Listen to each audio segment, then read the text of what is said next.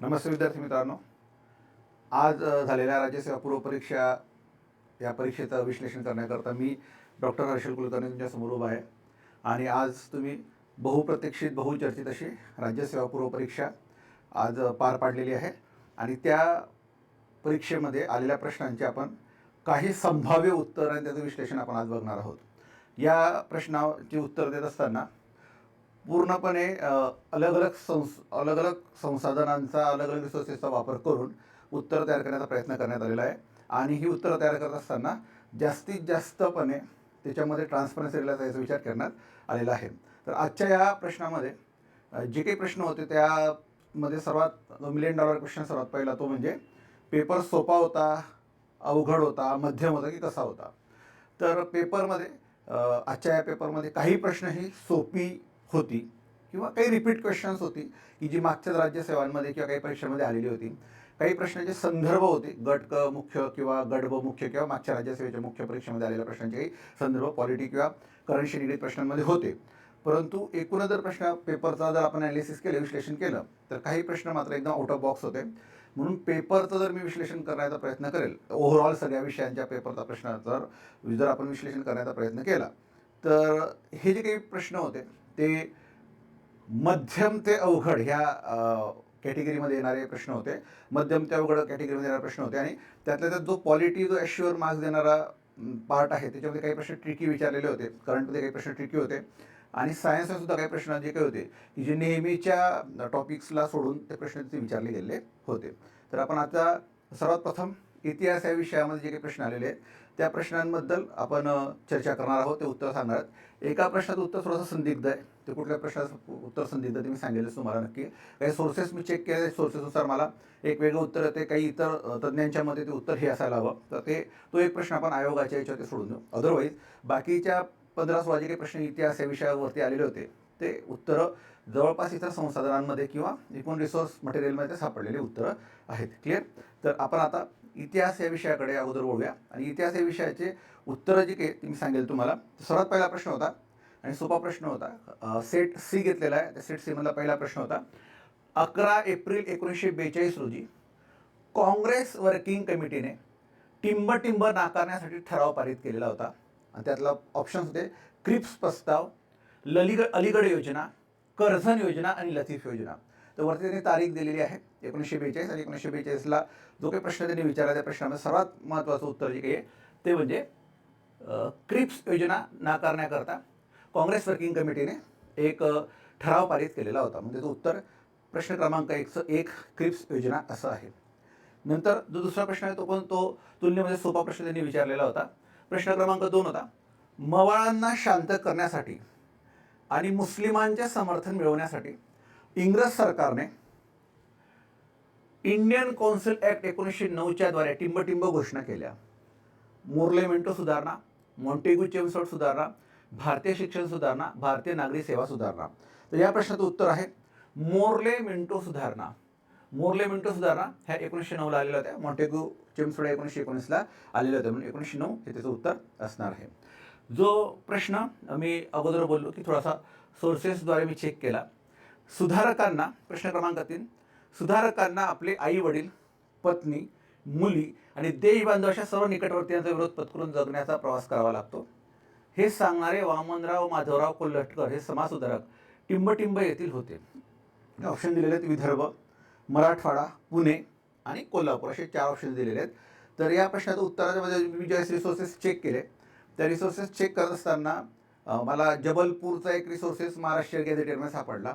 नंतर अमरावतीचा एक रिसोर्स सापडलेला आहे. म्हणून माझ्या मते आणि आम्ही अगोदर सांगितले की संदिग्ध प्रश्न आहे, तर मी विदर्भ हे त्याचं उत्तर असेल. काही तज्ज्ञांच्या मते मराठवाडा हे उत्तर आहे. तर 1 किंवा 2 पैकी ते उत्तर येईल. पण मी जे महाराष्ट्र गॅझेटेडमध्ये काही संशोधन चेक केलं, जे संशोधन लिहिलेलं त्याच्यामध्ये, तर जबलपूर, अमरावती, विदर्भाचा संदर्भ जास्त वेळ आलेला आहे. क्लिअर. तर त्यामुळे विदर्भ हे उत्तर असेल असं माझं मत आहे. पुढे जाणार आपण. पुढचा प्रश्न क्रमांक 4. मुघलकालीन न्यायव्यवस्थेतील शिक्षा आणि शिक्षेचे स्वरूप याच्या अचूक जोड्या जुळवायच्या आहेत. आणि शिक्षा आणि शिक्षेचं स्वरूप याचा अचूक जोड्या जुळवण्याकरता त्यांनी शिक्षा आणि शिक्षेचं स्वरूप स्तंभ 1 आणि स्तंभ 2 मध्ये दिलेले आहे. हद्द, ताझीर, किसास, तशहीर आणि इकडे दिले शिक्षे स्वरूप कसं असेल, जशास तसे, मानहानी धिंड काढणे, ताकी समज व हद्दपार, मृत्यूदंड, हातपाय तोडणे. क्लिअर. तर याच्यामध्ये स्पेसिफिकली ऑप्शन क्रमांक 3 हे त्याचं उत्तर आहे. ऑप्शन क्रमांक 3 म्हणजेच हद्द, मृत्यूदंड, हातपाय तोडणे, ताझीर, ताकीद, समज व हद्दपार, किस्सास, जशास तसे आणि तशहीर म्हणजे मानहानी धिंड काढणे. क्लिअर. हे अलग अलग प्रकारच्या शरिया कायद्याचे जे काही वेबसाईट्स चेक केलं त्याच्यावरती हे ऑप्शन्स तिथे येत आहेत. ऑप्शन क्रमांक 3. पुढच्या प्रश्नाकडे आपण वळणार. बॅरिस्टर चित्तरंजन दास यांनी 1917 मध्ये केलेल्या 4 प्रसिद्ध भाषणांना एकत्र करून खालीलपैकी कोणते पुस्तक प्रसिद्ध करण्यात आले आहे? Indians of India, India for Indians, India and Indians, Indians for India. तर या प्रश्नाचं उत्तर जे काही आहे ते इंडिया फॉर इंडियन्स असं 2 नंबरचं याचं उत्तर आहे. इंडिया फॉर इंडियन्स हे त्या पुस्तकाचं जे काही आहे ते नाव आहे, ज्यामध्ये बॅरिस्टर चित्तरंजन दास यांनी आपले 4 प्रसिद्ध भाषण प्रसिद्ध केलेली होती. क्लिअर. पुढच्या प्रश्नाकडे आपण जाणार. पुढचा प्रश्न जो काही आहे तो प्रश्न क्रमांक 6 इतिहासामधला. हैदराबाद संस्थान विलिनीकरणात मार्गदर्शक म्हणून भूमिका बजावणारे लेफ्टनंट जनरल कोण होते? के.एम. करियप्पा पहिला option. Second option Rajendra Singh, S S C. Nagesh, C S M C. Nagesh, sir Robert Lockhart. असे 4 ऑप्शन दिलेले आहे आणि याच्यातलं जे उत्तर आहे ते आहे ऑप्शन क्रमांक 2 राजेंद्र सिंह.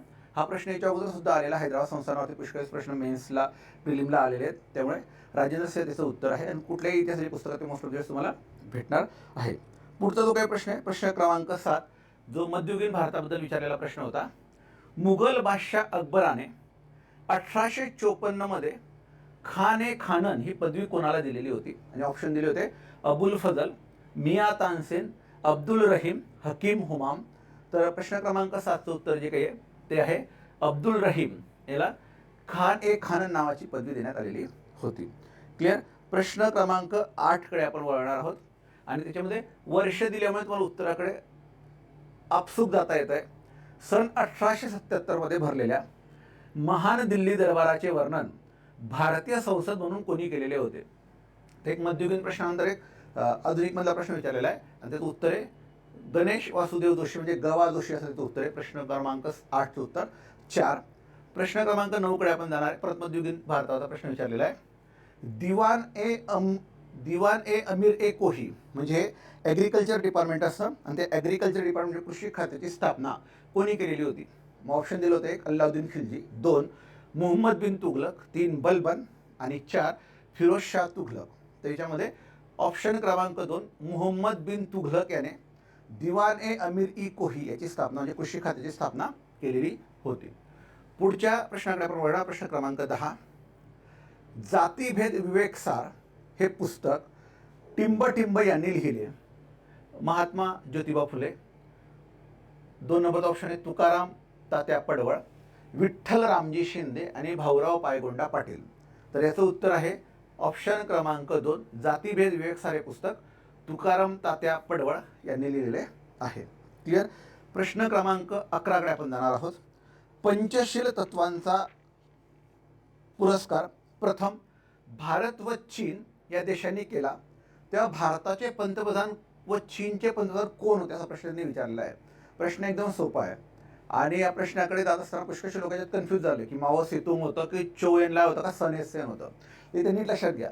भारताचे पंतप्रधान पंडित नेहरू होते हे तर फिक्स आहे लक्षामध्ये आणि पंडित नेहरूच्या ऑप्शनमध्ये ते उत्तर आहे हे पण लक्षात घ्या. इंदिरा गांधी उत्तर येणार नाही, पंडित नेहरू उत्तर येणार आहे. क्लिअर. भारताचे पंतप्रधान जे काही ते. मग चीनचं पंतप्रधान कोण होतं? चीनचं पंतप्रधान त्यावेळेस प्रीमियर असं म्हणायचं आणि चीनचं चेअरमन जे होतं ते माओ सेतुंग होतं. तर इथे उत्तर आहे चौ एन लाय हे त्याचे पंतप्रधान होते म्हणजे फक्त त्याचं उत्तर आहे. आता जर तुम्ही ऑप्शनकडे जर बघितलं तरी उत्तर काढता येऊ शकतंय. कारण काय आणि ब म्हणजे पंडित नेहरू आणि डॉक्टर सन एच सेन आणि ब असं दोघं असणार आहे का की पंडित नेहरू चौ एन लाय आणि पंडित नेहरू सन एच सेन म्हणजे चीनला 2 पंतप्रधान असतील का? तर असणार नाहीये. लक्षात घ्या. इथे पण बघा क माओ सेतुंग, इंदिरा गांधी आणि पंडित नेहरू चौएनला आहे, असं सुद्धा शक्य आहे का? जर तुम्ही 4पैकी 3 ऑप्शन जर बघितले तर ते कॉम्बिनेशन्समध्ये आहेत, त्यामुळे हे तिघही उत्तर कधीच येऊ शकणार नाहीये. आणि म्हणून तुम्हाला जरी माहीत नसतं तरी उत्तराकडे तुम्ही जाऊ शकले असते की पंडित नेहरू आणि चौएनलॉय किंवा चौएनलाय हे त्याचं उत्तर असणार होतं. प्रश्न क्रमांक आपण 12कडे जाणार आहोत. प्रश्न क्रमांक 12 त्याच्यात विचारलेलं आहे, द्विध्वा वपन अनाचार हे पुस्तक टिंब यांनी लिहिले. व्यंकटेश रंगोकट्टी, विष्णुशास्त्री पंडित, बाळशास्त्री जांभेकर आणि गोपाळ गणेश आगरकर. याचं उत्तर व्यंकटेश रंगोकट्टी हे आहे. प्रश्न क्रमांक आपण 13कडे जाणार. प्रश्न क्रमांक 13 हा प्राचीन भारतातला त्यांनी एक प्रश्न विचारलेला आहे. पुढील राजे व त्याची राजघराणी यांच्या जुळ्याजुळवा. अपराजित, आदित्य एक, विजयालया भोज एक आणि वेगळे राजघराणे दिले किंवा त्यांनी केलेलं कार्य दिलेलं आहे. पल्लव, चोळ राज्य घराण्याचा संस्थापक आणि गुर्जर असं त्यांनी ऑप्शन दिलेलं आहे. आणि याचं उत्तर क्रमांक आहे 2. अपराजित पल्लव, आदित्य एक चोळ, विजयालय चोळ राजघराण्याचा संस्थापक, भोज एक गुर्जर असं ऑप्शन क्रमांक 2 त्याचं उत्तर असणार आहे. प्रश्न क्रमांक आपण 14कडे जाणार आहोत. आणि प्रश्न क्रमांक 14 त्यांनी विचारलेला आहे, खालील कृष्णदेवराय यांच्याशी संबंधित योग्य विधाने कोणती? विजयनगराच्या साम्राज्याचा सत्ताधीश कृष्णदेवरायाने अमुक्त मालदा हा काव्यग्रंथ लिहिला. आंध्रभोज, अभिनव भोज असे या राजा संबोधले जात होते. पेदना हा महान तेलुगू कवी कृष्णदेवरायाच्या दरबारात होता. कृष्णदेवराय हा संगम राजघराण्यातील होता. तर इथे जे काही ऑप्शन दिले याच्यात जर तुम्हाला माहीत असतं तर संगम राजघराण्यातील कृष्णदेवराय नव्हते, तर ते तुलवू वंशातले होते की तुलवू राजघराण्यातले होते, म्हणून ड ऑप्शन तिथे येणार नाहीये, म्हणून हे ऑप्शन कट झालं. पहिलं ऑप्शन करेक्ट आहे. कृष्णदेवराय यांनी अमुक्त मालदा हा ग्रंथ लिहिलेला आहे. आणि म्हणून अ करेक्ट, ब करेक्ट आणि पेदना हा महान तेलुगू कवी कृष्णदेवरायांच्या दरबारात होता का? तर होता, म्हणून तिथं ऑप्शन क्रमांक 3 अ, ब आणि क असे 3 नंबरचा ऑप्शन करेक्ट आहे. ड ऑप्शन येणार नाही, ते तुलू राजघराण्यातील संबंधित व्यक्ती होते. पुढच्या प्रश्नाकडे आपण जाणार आहोत. 15 क्रमांकाचा प्रश्न आहे, इतिहास या सेक्शनमधला.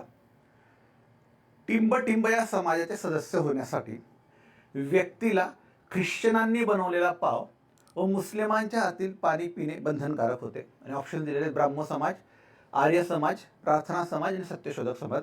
जर याच्यातले 2 ऑप्शन आपण ऑडमॅन आउट केले तर उत्तराकडपर्यंत तुम्ही पोहोचू शकता. प्रार्थना समाज आणि सत्यशोधक समाज, त्यातलं उत्तर आहे प्रार्थना समाज. पण काही रिसोर्सेसचं असं म्हणणं आहे की प्रार्थना समाज हे उत्तर शक्यतो हा प्रश्न कॅन्सल होण्याची शक्यता आहे, कारण की ते परमहंस सभा असावं होतं. कारण परमहंस सभेतल्या सदस्यांची नावं फुटल्यानंतर ती सभा बरखास्त करण्यात आलेली होती. पण परमहंस सभेशी निगडीत पुढे त्याच विचारावरती पाहिजे असेल प्रार्थना समाज होता, म्हणून मे बी त्या प्रश्नाचं उत्तर आयोग प्रार्थना समाज असं देईल. क्लिअर? तर ते रिसोर्सेस चेक करणे अत्यावश्यक असणार आहे. तर ही जी काही 15 प्रश्न होती इतिहासाची आपण ते आता इथे बघितलेली आहेत. आणि इतिहासाचे प्रश्न बघितल्यानंतर असं लक्षात येतं की बाकी जे काही प्रश्न होते त्यातले काही प्रश्न आपण इझिली सॉल्व्ह करू शकत होतो. काही प्रश्न मात्र त्यातले 2-3 ट्रिकी क्वेश्चन्स होते. पण जर सगळेच प्रश्न सोडवण्याच्या इच्छात न पडता, आमिषाला न बळी पडता काही प्रश्न जर सॉल्व्ह केले असेल, काही सोडून दिले असेल, तर इथे अधिक स्कोर करणं शक्य झालं असतं. परंतु असं मोस्ट ऑफ द वेळेस राज्यसेवेला होत नाही, कारण की आपण आपलं जे काही आहे त्या 2 तासाच्या वेळामध्ये आपण थोडेसे प्रश्न सोडवले की परत थांबतो, परत काही सोडवतो, परत थांबतो. याच्यामध्ये काही प्रश्न हे निगेटिव्ह सिस्टीममध्ये मार्क्स बाद होत असतात. क्लिअर? तर इतिहासाचे संभाव्य उत्तर मी इथे सांगितलेले आहेत.